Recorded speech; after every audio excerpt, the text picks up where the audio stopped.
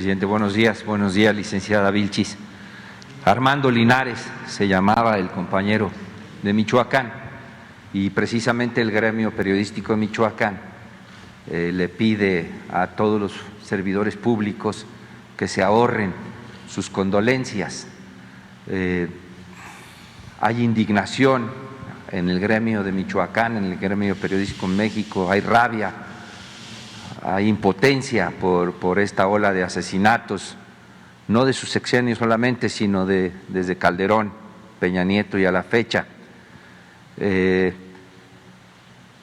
5 de marzo, usted lo supo desde principios de año, presidente, nos reunimos, hubo un encuentro nacional en San Cristóbal de las Casas, Chiapas, a propósito del asesinato de Freddy López Arévalo el 28 de octubre. Y desde entonces a la fecha comenzaron a divulgarse ahí, a difundirse diversas afirmaciones de que usted me había pedido a través de Jesús Ramírez Cuevas que yo organizara este evento para tratar de mitigar esta situación. ¿Fue así, presidente? No, y nunca lo hacemos. Y no tenemos nada que ocultar. El que nada debe, nada teme.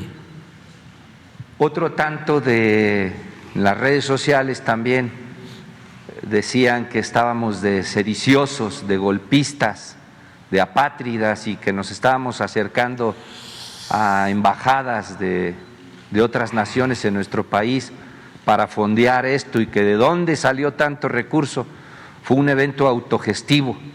Habíamos 142 periodistas en el Teatro Cebadúa, de puño y letra llegaron, se registraron una veintena de estudiantes de la licenciatura de la carrera de periodismo, otro tanto más de maestrías estuvieron ahí presentes y sacamos un resolutivo y precisamente antier nos abrió sus oficinas el subsecretario Alejandro Encinas, quien por cierto, si bien no estuvo de manera presencial, siguió de cabo a rabo todo este encuentro, se prolongó por varias horas y nos recibió y con mucha tingencia estuvimos el día 14 en sus oficinas, 2 horas platicando con él a ver de qué manera podríamos revertir esta situación, esta pesadilla que está padeciendo el gremio periodístico en nuestro país. Y esto nos lleva, presidente, a declarar una suerte de emergencia nacional. No tenemos que esperarnos a que a finales de año se modifique la ley del mecanismo.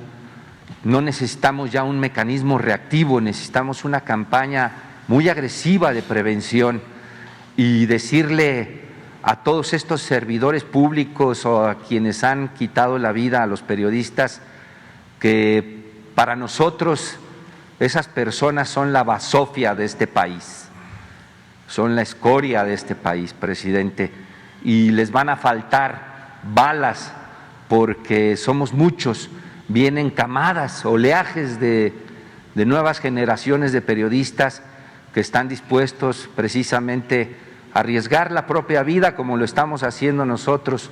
Muchos de nosotros ya estamos cansados de esta situación, estamos agotados de este escenario tan violento en contra nuestra y precisamente por estar combatiendo como usted combate a la corrupción. Por eso mataron también a Armando Linares. Él lo ventiló públicamente y ejecutaron primero a uno de los suyos y después a él, presidente. Entonces, es una emergencia nacional que nos gustaría que compartiera usted con nosotros y que más allá de estos informes, como lo consideró el subsecretario Alejandro Encinas, una comisión de periodistas, le demos seguimiento a esta situación y ver la manera en que salimos de este escollo, presidente. Pues sí, lo estamos viendo. Mañana vamos a informar sobre este tema. Insisto, no hay en ninguno de estos asesinatos elementos para señalar como responsables a funcionarios públicos, servidores públicos. Esto es muy importante, porque si no los del Parlamento Europeo, que defienden intereses de empresas corruptas, utilizan estos lamentables casos para golpear a nuestro gobierno, como lo hacen los periodistas mercenarios de México y de otras partes del mundo. Toda esta campaña que estamos enfrentando. Entonces, sí tenemos que ser muy precisos. Si ustedes conocen,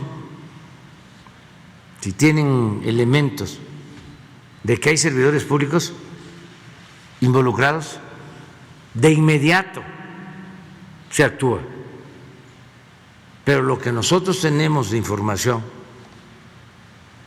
es que son crímenes que han cometido bandas de delincuentes, que dicho sea de paso, son bandas que surgieron en el periodo neoliberal, cuando se apostó a enfrentar la violencia con la violencia y cuando imperaba la corrupción, esa que callaron como momias los periodistas del régimen anterior, del antiguo régimen. Entonces, de acuerdo contigo, va a estar mañana Alejandro Encinas, va a hablar de lo que se está haciendo y Ricardo Mejía va a informar caso por caso. Muy bien, presidente. Y también adelantarles que en este lamentable caso de 3 periodistas de ese portal de noticias, 2 tenían protección, porque el finado no aceptó la protección. Desde luego, eso no justifica nada, pero se tiene que conocer toda la verdad y tenemos que ser muy puntuales porque hay mucha sopilotada que están molestos, pero no por esto, ya lo he dicho, o sea, usan a los niños con cáncer para proteger sus intereses y les pagan para seguir robando a periodistas con el propósito de que nos ataquen. Y Claudio X González y toda esta maleantada de repente aparecen como paladines, defensores de la educación pública, preocupados también por los niños, cuando el fondo es otro. ¿Qué están defendiendo? El que no paguen impuestos los altos, los grandes empresarios. Eso es lo que defienden, que no pague impuesto Kimberly-Clark, que no pague impuesto Banamex. Me acuerdo que en un encuentro en el 2006 él se paró a reclamarme eso, porque en ese entonces habían vendido Banamex en $12,000 millones y no hayan pagado un centavo de impuestos.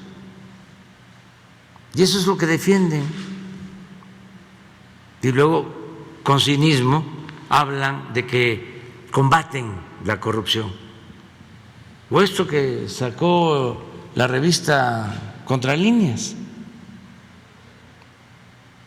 de que el que acusa de que mi hijo renta una casa en Houston,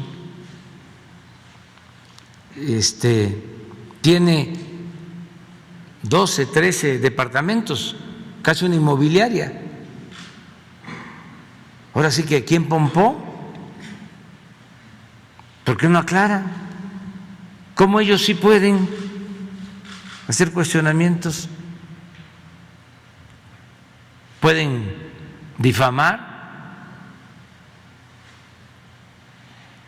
¿Y ellos van a mantener privilegios?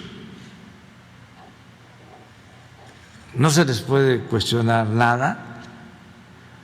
Tienen autoridad moral.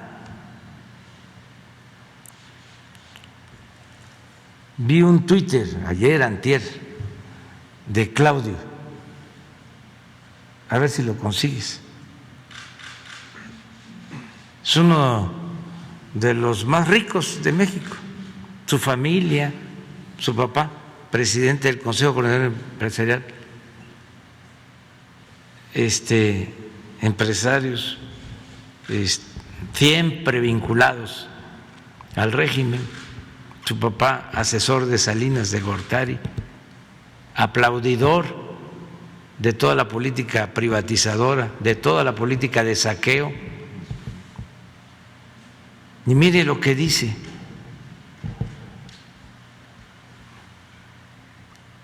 de que no hay que olvidar que mi hijo vive en una casa o vivió en una casa con alberca.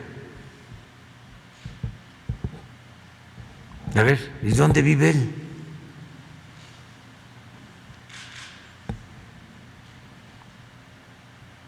¿Cuánto tiene él?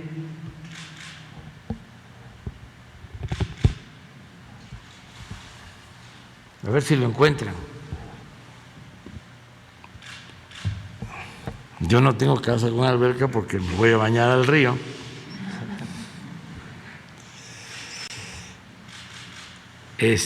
Al Nututún, así se llama el río de Palenque. Mientras lo localizan. O mientras lo buscan, porque es interesante, o sea, y es un nivel de enajenación que los vuelve hipócritas sin que ellos lo perciban. ¿Cómo le voy a pedir yo a otra persona, a ver, ¿por qué tienes casa con alberca? Si seguramente él debe de tener una casa con alberca, o debe de tener una residencia, o tienen muchísimo dinero y siempre han estado vinculados al poder, o han hecho jugosos negocios al amparo del poder. O sea, ¿qué autoridad moral tiene? Pero no se dan cuenta de que mienten y difaman, porque son muy hipócritas.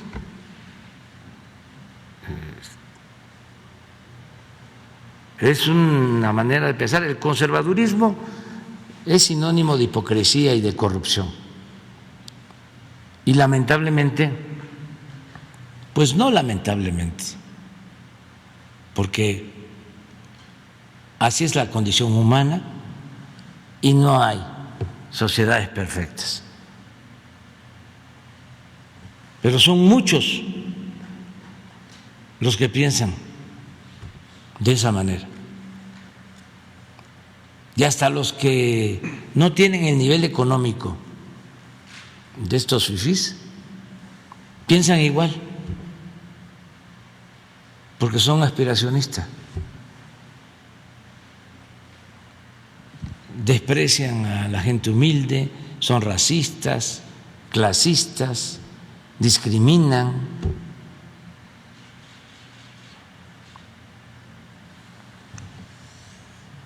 A ver si lo consiguen. Pero, a ver, adelante. Sí, presidente, ahorita, Rosso. hace un momento usted